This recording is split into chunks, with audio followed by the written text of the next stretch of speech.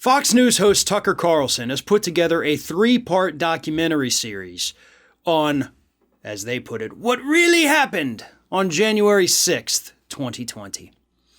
They've put out the trailer for the first episode that is going to drop on November 1st, and to be honest, it's quite terrifying. The imagery they use, the words they use, saying things like there's a Patriot purge, saying the helicopters are coming out for the conservatives, even claiming at one point that the Biden administration is rounding up conservatives and sticking them in Guantanamo Bay to rot, is what it says. All of that is very disturbing. But that's not even the most disturbing part. There is one woman featured in the trailer for this documentary who openly suggests that the events of January 6th were in fact a false flag operation. She doesn't say it definitely was, but she suggests that it is. And this is a clip I guess Tucker Carlson felt was worth having in that trailer. So even though Tucker himself didn't say these words, by virtue of the fact that this is his documentary, and he's the one who put this trailer out, it is akin to him saying them, I feel. January 6th could have been a false flag, these morons claim. Now, here's the thing about this. We know it's not a false flag because we're not idiots. Tucker Carlson's audience, on the other hand, are very stupid people. Smart people do not watch Tucker Carlson. They simply don't. But we know that this is not a false flag event. It would have had to have taken years to set up.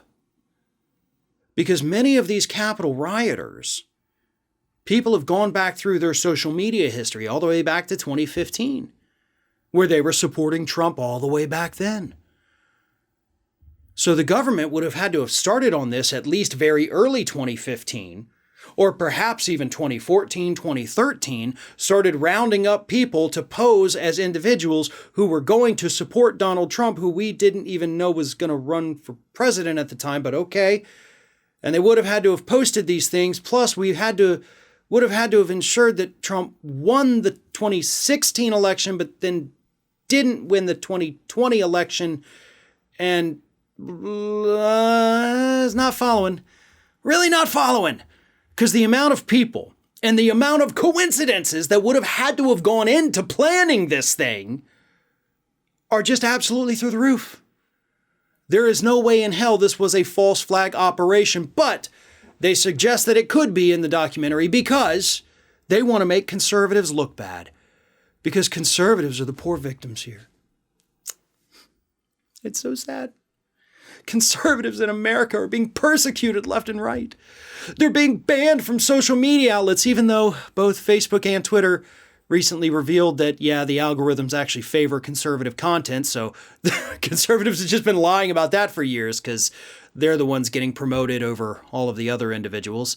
And of course, there's no mass arrests of conservatives, except of course the ones who broke the law by rioting at the Capitol, by breaking into the Capitol, by stealing things from the Capitol. Yeah, those people have been arrested. Last I've checked, none of them, by the way, have gone to Guantanamo Bay to rot. That's simply not true.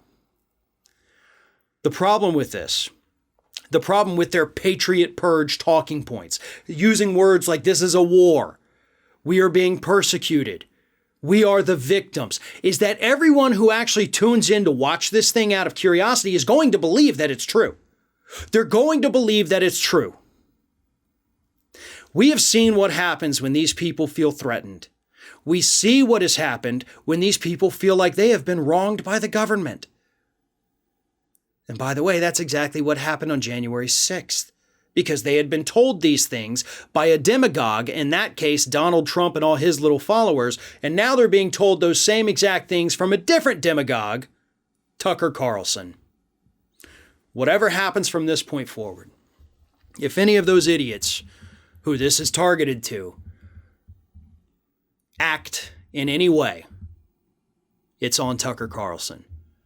And I sincerely hope it doesn't happen, but if it does, he's the one that needs to be held legally responsible for it. This is dangerous. This is worse than just misinformation. This is brainwashing at the hands of Tucker Carlson and Fox News.